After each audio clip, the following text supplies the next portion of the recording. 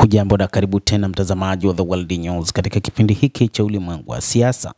Naitwa Adam Hussein. Mufti wa Oman ameunga mkono utayarifu wa Yemen kukabiliana na Israel. Mufti wa Oman ametangaza himaya ya uungaji mkono wake kikamilifu na utayarifu wa Yemen, hasa wa Houthi, kukabiliana na utawala wa Israel.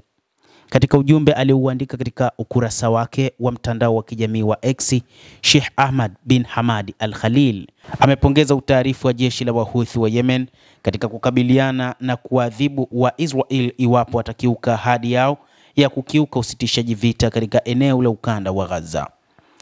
Mufti wa Oman ameandika, asiyemshukuru kiumbe hata mshukuru Muumba.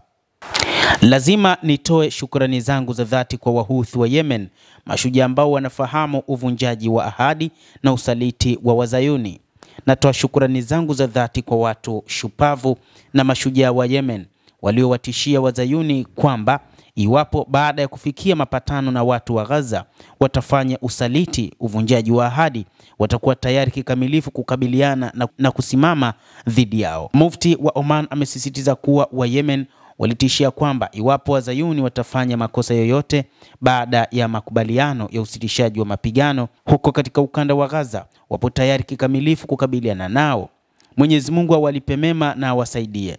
Huko nyuma, Mufti wa Oman Sheikh Ahmed Al-Khalil amewahi pia kutoa shukurani na pongezi zake kwa misimamo ya uungaji mkono wa Yemen kwa wananchi wa Palestina katika eneo la ukanda wa Gaza ambao wamekuwa wakikabiliwa na vita vya mauaji ya halaiki, mzingiro, njaa na kunyimwa haki na Israel kwa takribani miaka miwili.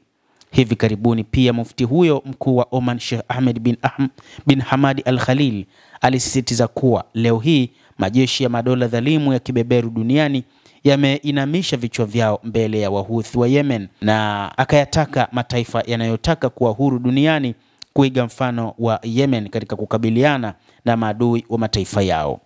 Hata hivyo, mufti huyo wa Oman ni moja kati ya viongozi wa kidini katika eneo la Mashariki ya Kati anayeonekana kuwatetea wa Palestina katika ukanda wa Gaza ambao wamekabiliwa na changamoto ya vita pamoja na vifo na majeruhi tangu mwaka 2023 kutokana na kile ambacho Israel ilieleza ni kutokana na kushambuliwa na wapiganaji wa Hamas waliopo katika eneo hilo la ukanda wa Gaza. Hata hivyo, inaelezwa kwamba katika siku za hivi karibuni kumekuwa na ushirika wa karibu kati ya Iran pamoja na Wahouthi wa Yemen, huku Iran ikieleza kwamba wameshafanya makubaliano na kundi la Wahouthi wa Yemen ikiwa Israel itaanzisha tena mashambulizi ndani ya Iran, basi Wahouthi wa Yemen watashiriki katika mapambano hayo.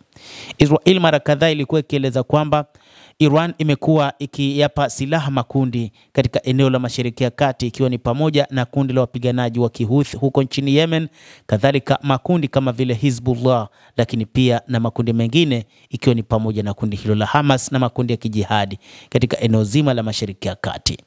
Mtazamaji wa The World News, endelea kutufuatilia na nikusihi tu usisahau kulike, usisahau kucomment, kadhalika na kusubscribe channel yetu hii ili upate habari hizi kwa mapana kupitia The World News. Mimi ni Adam Hussein. Endelea kuwa nasi wakati wote, endelea kutufuatilia uweze kuyajua mengi yanayojiri katika ulimwengu kupitia hapa The World News.